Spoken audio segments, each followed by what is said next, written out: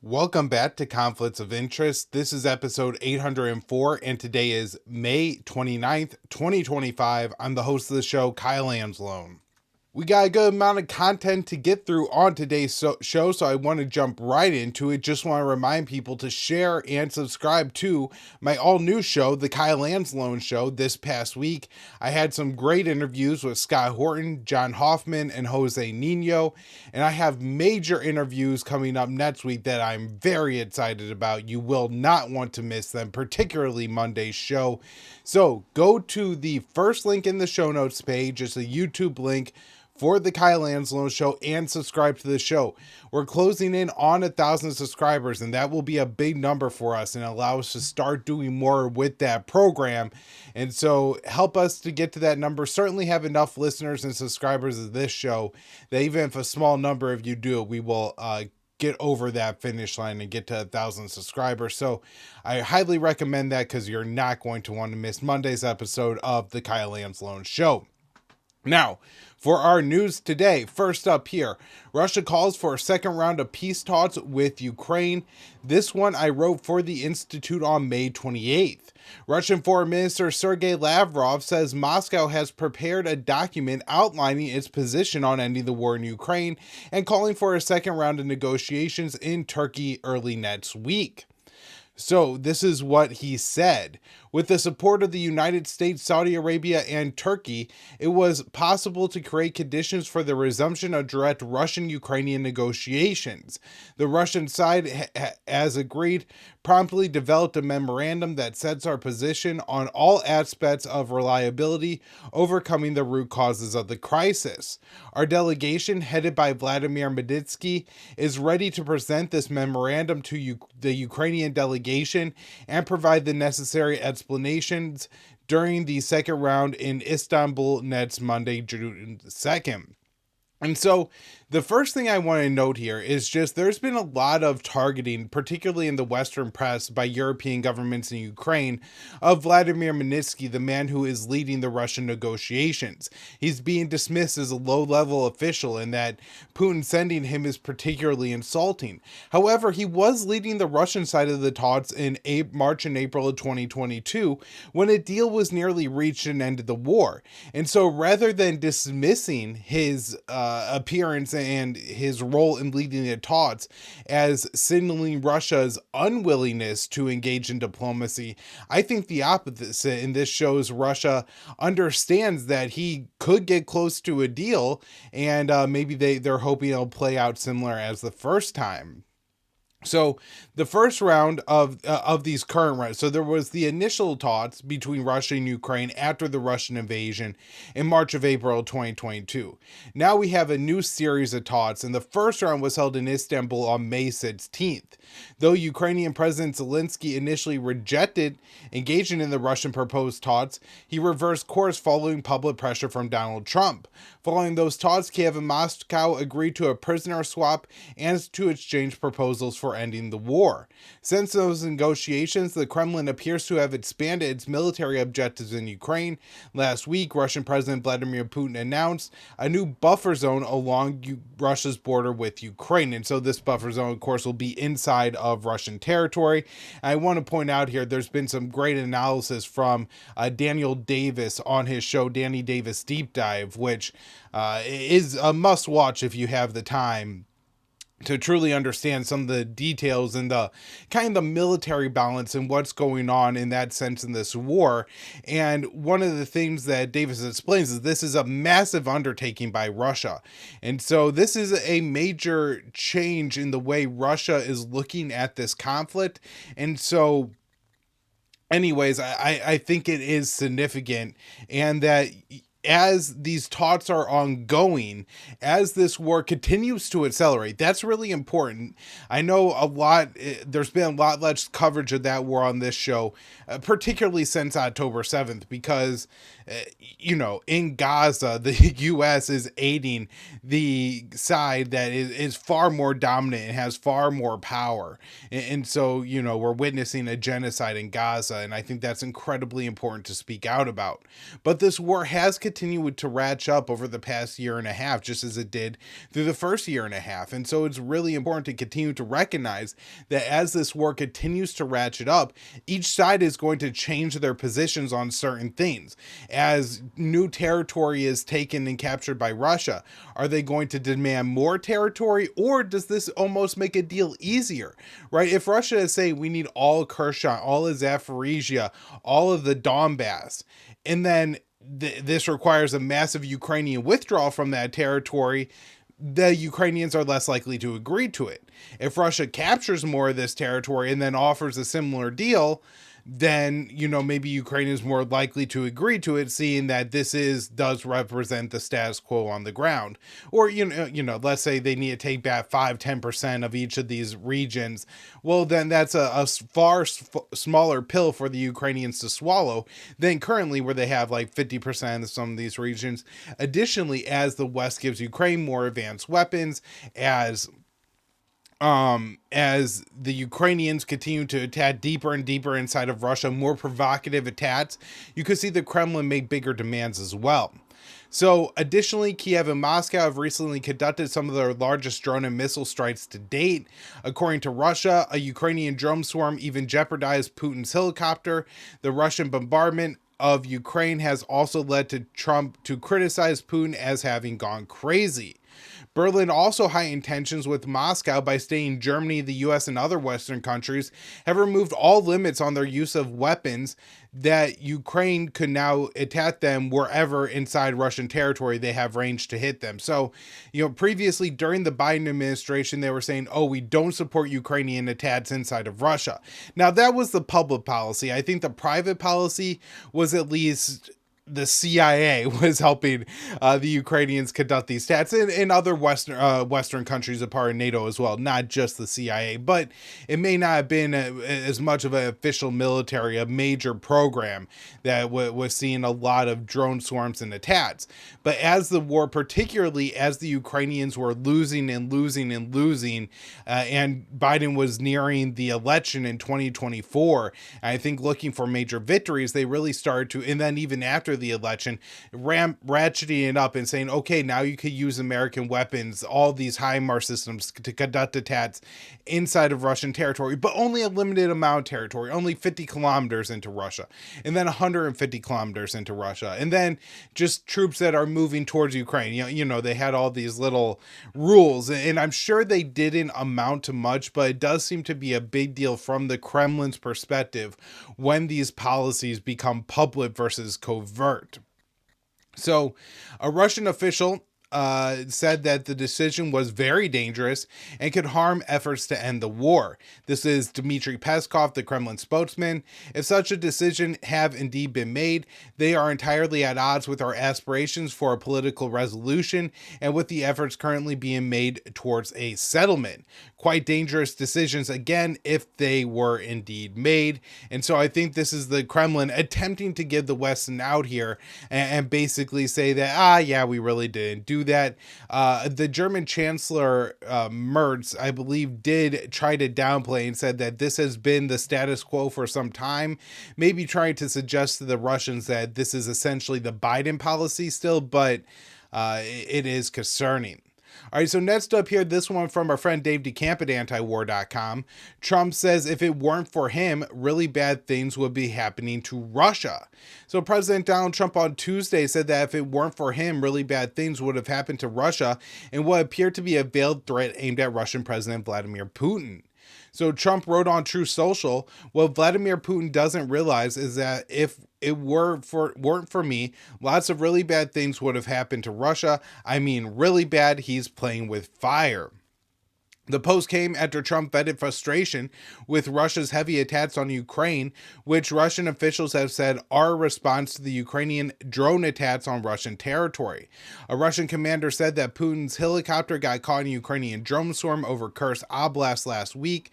The Wall Street Journal reported on Tuesday that Trump is considering adding additional sanctions on Russia and potentially abandoning negotiations for a peace deal in Ukraine if a final push doesn't work. According to the Kiev Post, Trump is also seriously considering lifting all Biden-era restrictions on Ukraine's ability to wage war, though it's unclear what that would mean for the proxy war. And so I think there has to be a real understanding, both, at least in the Kremlin, but certainly in the White House too, that if Trump walks away from negotiations, that's good for Russia so long as the United States doesn't start sending Ukraine go beyond the current weapons package that's already been approved by the Biden administration, passed by Congress during the Biden administration. You know, they have a few $billions left when Trump took office of that money. I imagined that the U.S. weapons being sent to Ukraine. Now, because remember, a lot of these weapons were already in Europe, and the Biden administration had transferred, I think, authority over those weapons to NATO more so than the U.S., to, you know, allowing NATO to kind of dole them out in Ukraine, because they don't want to keep too many weapons in Ukraine. Obviously, Ukraine really struggles with air defenses, and so if we're stockpiling all their weapons in Ukraine, as soon as we approve the transfers, they're going to be a lot more going to be blown up by Russia before they're even necessary on the battlefield. And so I think they try to bring weapons into Ukraine in a manner that, you know, they don't have these massive stockpiles that are just big targets for the Russians to hit. And so, you know, there's going to be American weapons sent to Ukraine for some time through NATO. There's going to be other Western weapons, British, French, German, Polish, they're going to continue to send weapons. But if Washington pulls the plug, if Donald Trump says, I'm not going with another multi-billion-dollar aid package, and he doesn't cheat, right? Like, because there are certainly ways that the Biden administration cheated. They said, the Pentagon made some accounting errors, it turns out. And actually, we have $7 billion more worth of weapons to send to Ukraine. I mean, I could see Trump pulling something like that to basically be able to continue to give Ukraine weapons while pretending he's not spending any additional money on it. Also, there's these other scams going on, like the war in, the mineral deal, where it sounds to me a lot like what's going to happen is that companies are going to be set up in Ukraine, and mining ventures, natural gas contracts and deals are going to be reached. And the Americans are going to get a piece of that deal. And in exchange for the Americans getting a piece of that deal, Ukraine is going to get credit. And some of that is going to go towards, I think, paying off the Americans for the weapons that were already sent. But another piece of that is going to be able to be used for Ukraine to buy more weapons. And so again, if these companies really don't exist, never produce or have any profit, then the Americans really aren't getting anything by having potential or part ownership of those ventures, but we're giving away the weapons up front. And so this seems like a monstrous scam to me. If Donald Trump says, and if Zelensky, let's say in 6 months, they set up all these mining ventures, right? And they say they're worth $3 billion. And so Zelensky's burned through the money that the weapons that the Europeans have. There's no more US aid left. NATO has doled out what they can. He comes to the United States with a big check in his pocket from this minerals deal and says to Donald Trump, I'm ready to spend $3, $4, $5, $6 billion on American weapons. I think there's a real potential that not only does Trump say okay and takes this fake money, sells the weapons to the Ukrainians, and then again, this doesn't help the American taxpayer in any way, because these mining ventures will never turn a profit, will probably end up in Russian territory, right? And so they will be of no use to the United States of America. If anything, maybe create future issues between the U.S. and Ukraine, because the U.S. and Russia, because I'm sure there would be American hots demanding like the Russians pay them for their share of these mineral companies that the Ukrainians set up, even though that territory, that company is now in Russian territory. And, to go along with this, let's say we do have this example, this is the scenario that plays out. I think there's a real possibility that Trump could even go further than Biden as far as what weapons he's willing to provide to Ukraine. After all, from Trump's work perspective, the Ukrainians will be paying for it. So, I think there's a real possibility that this goes in a very bad direction with Donald Trump, that we don't get a deal and that he ends up escalating this war. I'm not quite sure what he's talking about when he refers to this whole things would have been worse for Vladimir Putin if Biden was in office. I think logistically there's not a ton left that the West could do for Ukraine at this point, and Russia is content on winning this as a war of attrition, even if that will come as a big expense to Moscow. I guess they are at this point willing to pay that price in order to get the territory that they want and force Kiev to make the concessions that they want Kiev to make. More sanctions. Russia's already as heavily sanctioned as they're going to be. That's not going to make a big deal. Maybe he's talking about like pirating the Russian ships that are violating Western sanctions. Maybe, but again, I would guess this would turn ugly quickly, once we have Russian ship escorts, Navy ships, escorting their tankers and things like that, delivering this or putting armed soldiers on these boats. I don't see that as a sustainable long-term program that would really hurt the Russian economy. And then, maybe if they're talking about direct attacks on Ukraine, but that's, hopefully absolutely unthinkable. And so this is just Trump's bluster. All right, next up here. All right, Israeli bombs gas nearly killed American held by Hamas a month before release. So, the father of Israeli-American IDF soldier Idan Alexander revealed that his son was nearly killed in an Israeli attack 1 month before Hamas released his son. The attack happened after Tel Aviv shut down the initial talks between Hamas and the Trump administration to ensure his release. So according to an account by Alexander's father, on April 14th, Israel dropped multiple bombs on the tunnels where his son was held. The bombing created a toxic gas that nearly suffocated Idan to death. A second strike caused the tunnel he was in to collapse as he was fleeing the gas, nearly burying Alexander. In a statement from Idan relayed through his father, he expressed how he was nearly killed by Israel. "I thought that was it. I'm dead. I managed to miraculously survive for a year and a half, but now it's the end. I'm going to suffocate here in the tunnel. We started to run away, and there was some kind of corridor, a very long corridor. I don't know what there was on the other side, probably a connection to another route. We started running in that direction. Suddenly, another bomb fell right above. When the second bomb fell and everything collapsed and we were buried beneath, it was the scariest moment of my time in captivity." Alexander is an American who was born in New Jersey. He enlisted in the IDF and was serving in a tank unit on October 7th when he was captured by Hamas. Alexander sustained injuries to his shoulder and hands during the Israeli attack that he is still recovering from. To date, the date of the attack that nearly killed Alexander is notable because the same day, IDF Chief of Staff Lieutenant General Izel Zamir said that Tel Aviv knew the location of all the hostages and that operations would not endanger their lives. Additionally, the attack followed the initial push by the Trump administration to secure the release of Alexander, who is the only living American held by Hamas. In March, Trump's envoy, Adam Boehler, engaged in direct talks with Hamas on securing Alexander's freedom. However, at the time, Tel Aviv lashed out at Boehler for attempting to make a deal, and the talks ended. Early this month, the talks resumed when Hamas released Alexander as a unilateral show of good faith. The Israeli Prime Minister Benjamin Netanyahu said Tel Aviv would not make any concessions to facilitate the release of Alexander. An Israeli official told the Times of Israel that Tel Aviv opposed Alexander's release out of concern that Trump may lose interest in Gaza if there are no American hostages. While Tel Aviv publicly argues that the hostages in Gaza give Israel the right to conduct brutal military operations in the Strip, Netanyahu has rejected several deals that would have freed the hostages and brought an end to the fighting in Gaza.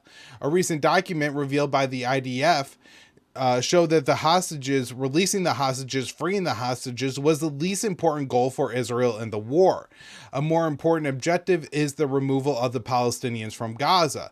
And so having these hostages in Gaza gives Israel, based on the logic that now pervades the United States and the Western media, the right to do whatever they want in Gaza.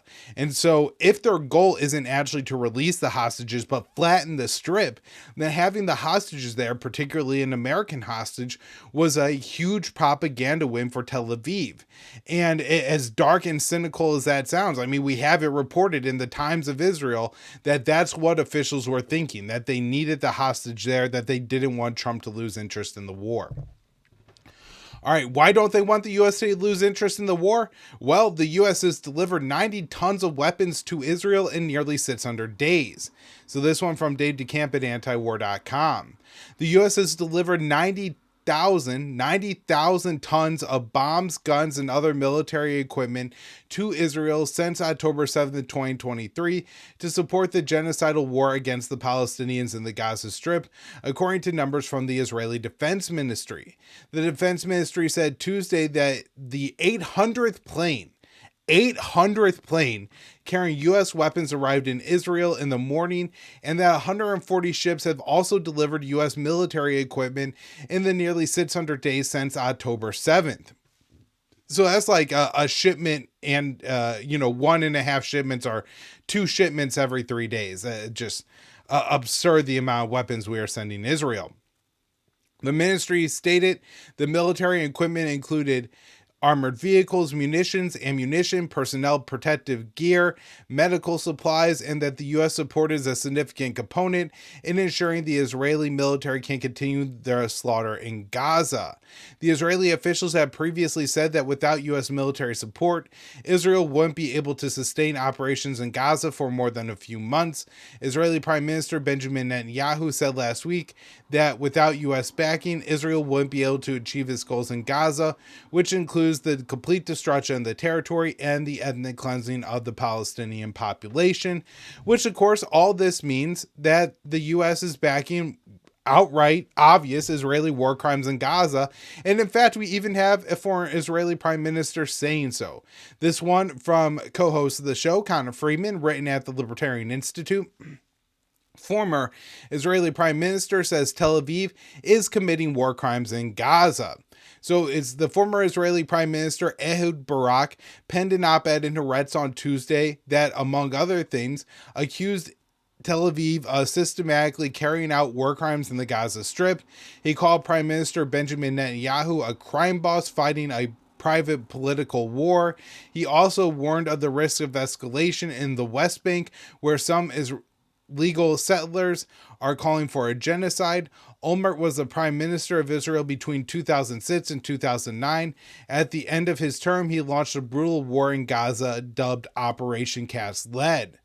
Olmert opens by declaring the government of Israel is currently waging a war without purpose, without goals, or clear planning, and with no chances of success. This dovetails with numerous statements and intelligence estimates from Washington, which have warned since the early stages of Tel Aviv's genocidal campaign that although massive number of civilians were being slaughtered, Hamas's ranks were only increasing or only minimally decreasing.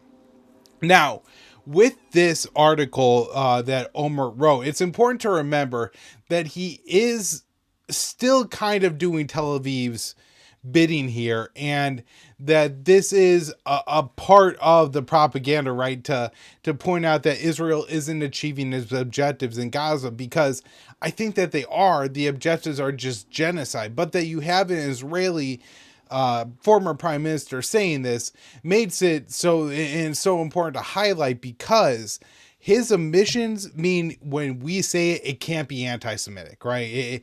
That defense no longer works when mainstream Israeli politicians are saying that is the case. Now, more news on Israel. This country is completely out of control. Netanyahu threatening to upend U.S.-Iran talks by attacking Iran. So the New York Times reported on Wednesday that Israeli Prime Minister Benjamin Netanyahu is threatening to upend negotiations between the U.S. and Iran by potentially attacking Iranian nuclear facilities. The report said that the threat from Israel led to a recent tense phone call between Netanyahu and Trump and a series of meetings between senior U.S. and Israeli officials in recent days. Trump was asked by reporters on Wednesday if he warned Netanyahu against attacking Iran during a phone call last week, and he said, "Well, I like to be honest. Yes, I did. It's not a warning. I said I don't think it's appropriate. We're having a very good discussion with Iran, and I don't think it's appropriate right now. If we can settle it with a very strong document, inspections, and no trust. I don't trust anybody, so no trust," Trump said. He added that he believes the U.S. and Iran are very close to a solution, but warned that could change at any moment, like if Israel attacks Iran. So Trump has been threatening to bomb Iran if a deal isn't reached, even though U.S. intelligence agencies have reaffirmed there's no evidence that Iran is building a nuclear weapon. The U.S. has also been demanding Iran eliminate its nuclear enrichment program altogether as part of any deal, a concession that Tehran says is a non-starter. The two sides appear to be far apart. Reports suggest that an interim deal could be reached to buy time for further negotiations to reach a long-term agreement. Netanyahu has also been demanding that any deal must dismantle Iran's nuclear enrichment program, and it's unlikely he would be happy with any sort of interim agreement. The Times report said Israel could launch an attack on Iran on its own, even though it's unlikely Israel could do any significant damage to Iranian nuclear facilities without U.S. support. And of course, it would draw the U.S. in when we defend Israel from any Iranian attack. All right, so wrapping up the show. Oh no, we got a couple more stories here. This one about Yemen from Dave DeCamp on May 28th. Israel airstrikes hit Yemen's Sana'a International Airport. So Israeli warplanes bombed the Sana'a International Airport again on Thursday, as the Houthis, officially known as Ansar Allah, have continued to conduct missile attacks on Israel in support of the Palestinians in Gaza. Yemeni officials said the 4 strikes hit a runway at the airport. The director of the airport said the attack destroyed the last operational plane used by Yemen's national airlines and posted a photo on X of the aftermath of the attack. The Israeli Defense Minister, Israel Katz, said the attack hit terror targets at the airport.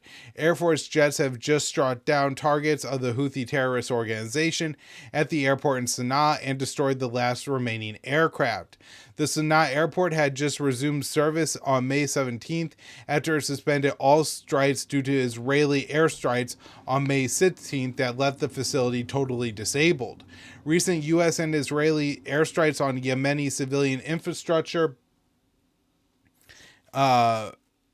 has exacerbated already dire humanitarian crisis in the country. From March 15th until May 6th, the U.S. struck more than 1,000 targets in Yemen, killing over 200 civilians. And that's where I am going to wrap up the show for today. Thank you all so much for tuning in. Remember, you are going to want to subscribe to the Kyle Anzalone Show so you don't miss Monday's episode of that program. And, of course, we'll be back with another episode of Conflicts of Interest tomorrow. Thanks, everyone.